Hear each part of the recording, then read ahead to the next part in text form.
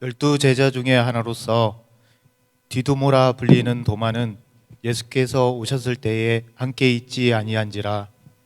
다른 제자들이 그에게 이르되 우리가 주를 보았노라 하니 도마가 이르되 내가 그의 손에 못자국을 보며 내 손가락을 그 못자국에 넣으며 내 손을 그 옆구리에 넣어보지 않고는 믿지 아니하겠노라 하니라.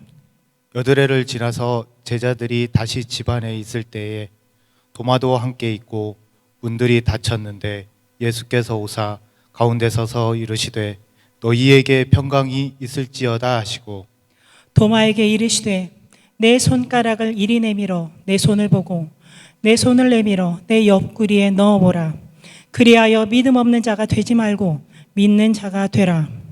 도마가 대답하여 이르되 나의 주님이시요 나의 하나님이시이다.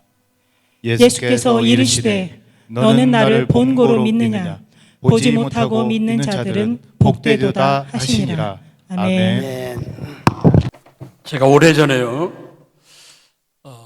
2000년 전 예수님이 부활하신 현장에 있었더라면 얼마나 좋았을까. 어떻게 보면 좀 엉뚱한 생각이죠. 그랬더니 깨달음의 은혜를 주세요.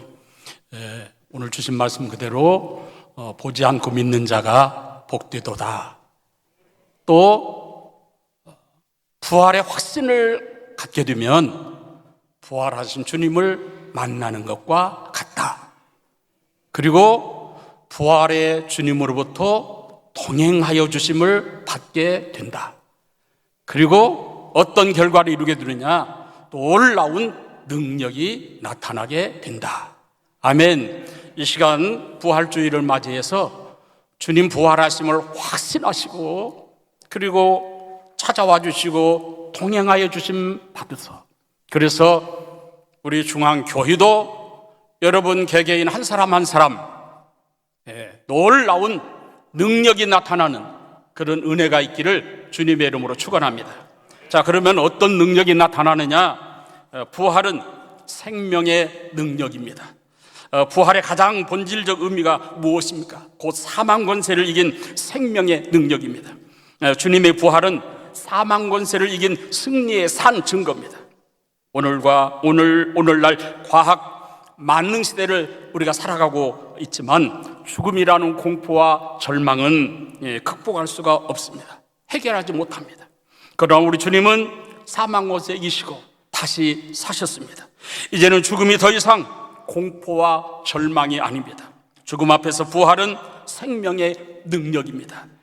우리에게 부활 신앙의 확신이 있으면 죽음도 두렵지 않습니다. 그래서 이 신앙의 선진들이 순교를 마다하지 않았습니다. 스데반의 순교가 이를 잘 말해주고 있습니다. 자, 사도행전 7장 55절 56절 말씀 우리 함께 봉독합니다. 스데반이 성령이 충만하여 하늘을 우러러 주목하여 하나님의 영광과 및 예수께서 하나님 우편에 서신 것을 보고 말하되 보라 하늘이 열리고 인자가 하나님 우편에 서신 것을 보노라 한데 아멘. 죽음의 사자굴, 불못불, 돌무덤, 총칼, 참수형을 두려워하지 않고 기꺼이 순교자의 길을 갈 수 있었음은 부활신앙의 확신 때문입니다. 요한복음 11장 25절 26절에서 나는 부활이요 생명이니 죽어도 나를 믿는 자는 죽어도 살겠고 무릇 살아서 나를 믿는 자는 영원히 죽지 아니하리니 이것을 네가 믿느냐? 믿으십니까? 아멘. 이 말씀이 무슨 말씀이에요? 우리가 죽으면 이제 장사 지내게 됩니다. 매장도 하게 되고 화장도 하게 되고. 그러나 우리 주님이 다시 오실 때 죽은 자들의 무덤이 먼저 열리고 영생의 생명으로 부활하게 되는 줄로 믿습니다. 그런데 아직 내가 살아있는데 이 시간 이 순간 주님이 다시 오면 어떻게 됩니까? 무릇 살아서 나를 믿는 자는 영원히 죽지 아니하리니 이 말씀의 뜻이 이거예요. 순식간에 호련히 눈 깜빡할 사이에 우리의 이 육신이 죽지 않을 썩지 않을 영생의 몸으로 변화되는 것을 말합니다. 아멘. 마태복음 16장 25절에 그래서 주님은 이렇게 말씀을 주셨어요. 자, 우리 함께 봉독합니다. 누구든지 제 목숨을 구원코자 하면 잃을 것이요 누구든지 나를 위하여 제 목숨을 잃으면 찾으리라. 아멘. 부활이 있으니 더 이상 비굴하지 않기를 바랍니다. 어깨가 충 들어진 그런 모습을 훨훨 벗어버리고 활력이 충만하여 그 어떤 환난 시련 역경 고난도 두려워하거나 비굴하지 않고 당당하며 생명력이 넘치는 믿음의 성도 삶이 되시기를 주님의 이름으로 축복합니다. 그 다음 둘째로 부활은 용서의 능력입니다. 사람의 무능함 중 하나가 용서하지 못하는 겁니다. 용서 앞에 한없이 무력한 그야말로 그런 모습, 초라하기 그지없습니다. 왜 이렇게 용서가 어렵고 힘이 드는지, 왜 용서하지 못하고 또 괴로워하고 몸부림을 칩니까? 그런데 예수님께서는 그 처참한 십자가에 자신을 못 박는 자들을 향하여 누가복음 23장 34절에 이에 예수께서 이르시되 아버지여 저들을 사하여 주옵소서. 사망 권세 이시고 부활하실 예수님은 이처럼 기꺼이 용서하셨습니다. 자, 이런 상상을 해봐요. 너희들이 나를 지금 십자가에 못 박냐? 나를 지금 십자가에 못 박아 죽일 거냐? 좋다. 아무리 죽여봐라. 내가 3일 만에 다시 살아난다. 이렇게 생각하지 않으셨을까? 그래서 주님은 말씀하시지 않으셨습니다. 3일 후에 부활하심으로 설명이 충분하기에 지고 이기는 싸움을 하신 겁니다.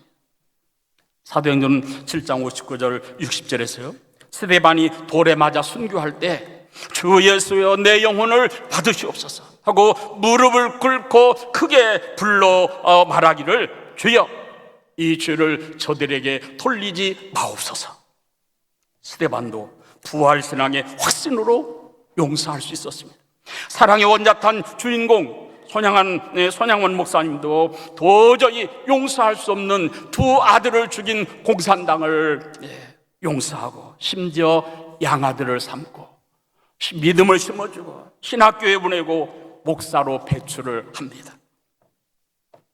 어떻게 가능합니까? 부활신앙의 확신 때문입니다. 마태복음 18장 21절 22절에 죄를 7번 용서하면 됩니까? 사도 베드로가 이렇게 주님께 물어요. 예수님이 뭐라고 답변하셨습니까? 7번뿐 아니라 70번씩 7번이라도 용서해라. 그런데 그게 어떻게 가능하냐는 거예요. 어떻게 가능해요? 마태복음 8장 35절, 18장 35절에서요 형제를 용서하지 아니하면 나의 하늘 아버지께서도 너희를 용서하지 않겠다. 여러분, 그러나 부활은 용서의 능력입니다. 시대적으로 사회적으로 심지어 교회 안에서까지 무엇보다도 용서가 절실히 필요한 때입니다. 그러나 하고 싶어도 도저히 되지 않는 이 용서, 그러나 그럼에도 불구하고 주님의 뜻이기에 반드시 해야 됩니다. 그래도 안 되는 것을 어떻게 합니까? 부활신앙의 확신으로 용서의 능력이 우리 모두에게 충만하기를 주님의 이름으로 간절히 축원합니다. 저도 도저히 용서가 안 되는 그런 순간, 그런 상황이 있을 수 있어요. 저는 이런 삶의 지혜가 있습니다. 두고 보자고 그냥 끝내버려. 두고 보자. 그렇다고 해서 너 잘 되나 두고 보자 그런 뜻이 아니고 끝에 가면 나중에 다 옳고 그런 거 다 밝히 드러나게 돼 있다. 아멘. 세 번째는요, 부활은 변화의 능력입니다. 그리스도인들을 핍박하고 하나님의 복음을 회방하던 사울이 다메섹 도상에서 부활하신 주님 만나 변화되어 바울이 됩니다. 복음을 전하는 자로, 하나님의 교회를 세우는 자로, 주님을 뜨겁게 사랑하는 자로 변화가 됩니다. 예수님 십자가에 못 박힐 때 비겁하게 부인하고 두려워 숨고 배신하던 제자들이 목숨 걸고 예수 부활의 기쁜 소식을 전하는 자로 변화했습니다. 부활하신 주님을 만나고 변화된 베드로는 그의 첫 번째 설교에서 첫 번째 설교 사도행전 2장 36절에서 그 설교의 골자입니다. 핵심인데 이렇게 외치고 있습니다. 함께 봉독합니다. 그런즉 이스라엘 온 집은 확실히 알지니 너희가 십자가에 못 박은 이 예수를 하나님이 주와 그리스도가 되게 하셨느니라 하니라. 아멘. 베드로의 이 설교는 죽음을 두려워하지 않고 목숨 걸고 한 설교입니다. 그렇게 나약했던 베드로가 이런 용기가 어디서 왔을까? 부활신앙의 확신 때문이었습니다. 그래서 가룟 유다의 배신으로 12제자의 한 사람 결혼이 된 자리, 이 보선의 기준이 바로 부활이었습니다. 사도행전 1장 20절에 이렇게 말씀을 주셨어요. 우리 함께 봉독합니다. 항상 우리와 함께 다니던 사람 중에 하나를 세워 우리로 더불어 예수께서 부활하심을 증언할 사람이 되게 하여야 하리라 하거늘. 아멘. 부활은 이처럼 변화의 능력입니다. 변화는 부활신앙의 확신과 정비례합니다. 부활신앙의 확신으로 사울이 바울이 되는 변화, 도망가고 숨고 배신한 제자들이 목숨 걸고 예수 부활하셨음을 담대하게 전한 사도들과 같이 오늘 부활절 이후로 우리들도 주님의 제자답게, 성도답게, 직분자답게 변화가 있기를 주님의 이름으로 축원합니다. 저는 목회하면서요, 수많은 사람들을 만나고 사람들 속에서 살잖아요. 저는 이런 결론을 내렸어요. 최고의 기적 중에 기적은 변화다. 사람이 좀처럼 변화 안 돼. 변화가 좀처럼 안 돼. 그런데 안타깝게 변질은 잘 돼. 변질. 왜 이렇게 변질은 잘하는데 변화는 그렇게 어려워요? 이렇게 어렵고 힘든 변화, 부활신앙의 확신을 갖게 되면 누구든지 깜짝 놀랄 사람으로 변화를 가져오게 되는 줄로 믿습니다. 다음 네 번째, 부활은 소망의 능력입니다. 자, 데살로니가전서 4장 13절 말씀 우리 먼저 함께 봉독합니다. 형제들아, 자는 자들에 관하여는 너희가 알지 못함을 우리가 원하지 아니하노니 이는 소망 없는 다른 이와 같이 슬퍼하지 않게 하려 함이라. 할렐루야. 요한복음 20장 27절에 보면요, 믿음 없는 자가 되지 말고 믿는 자가 되라, 이렇게 말씀 주셨어요. 우리 주님 예수 그리스도 앞에서 부활하신 주님을 믿는 우리 그리스도인들이 더 이상 아무 소망 없는 그런 모습으로 사는 이유, 너무나 안타까운데 그 이유가 뭡니까? 부활을 확신하지 못하기 때문입니다. 예수 믿는 사람들이 부활을 믿지 못하고 소망하지 못하고 소망이 없고, 그러니까 왜 이렇게 초라하게 사냐고요. 왜 이렇게 초라하게 살아요? 부활신앙에 확신이 없기 때문이에요. 자, 시편 39편 4절에서 7절까지 말씀, 좀 말씀이 길지만 우리 함께 봉독합니다. 여호와여, 나의 종말과 연한이 언제까지인지 알게 하사 나로 나의 연약함을 알게 하소서. 주께서 나의 날을 한 뼘 길이만큼 되게 하시매 나의 일생이 주의 앞에는 없는 것 같사오니 사람은 그가 든든히 서 있는 때에도 진실로 모두가 허사뿐이니이다. 셀라. 진실로 각 사람은 그림자같이 다니고 헛된 일로 소란하며 재물을 쌓으나 누가 취하는지 알지 못하나이다. 주여, 이제 내가 무엇을 바라리요? 나의 소망은 주께 있나이다. 아멘. 저와 여러분 모든 사람, 하나님께서 우리를 지으실 때 한 뼘 길이만큼밖에 안 된다. 한 뼘 길이만큼. 살아있으나 없는 것 같다, 이거 없는 것 같다, 이거예요. 저는 지난 10월 달부터요, 지난 1월까지, 이제 지난 3월까지, 우리 셋째 형님이 말이죠, 오전까지 통화했는데 오후 3시에 심근경색으로 하늘나라 가신 거예요. 81살인데. 또 동기 친구 목사님들 2명, 3명 갑자기 한 친구는 급성 췌장암으로 딱 2달 만에 이 진단받고 2달 만에 하늘나라 가셨어요.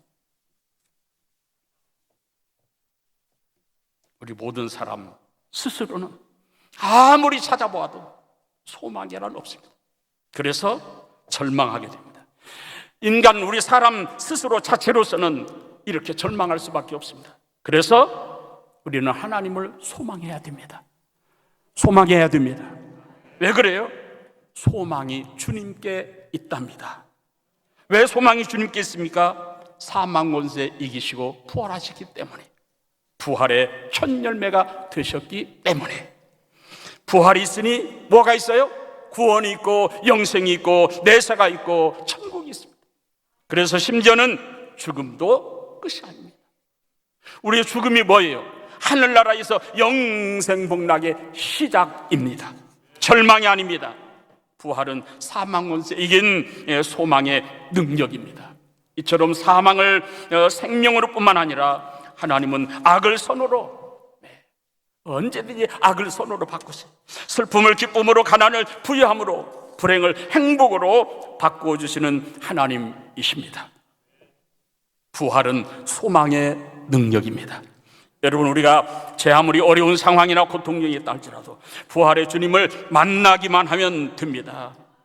어두움이 가장 짙다고 하는 새벽 미명이라 할지라도 해가 뜨면 어두움은 흔적도 없이 사라지듯이 부활하신 주님 만나면 그렇게 될 줄로 믿으시기를 바랍니다.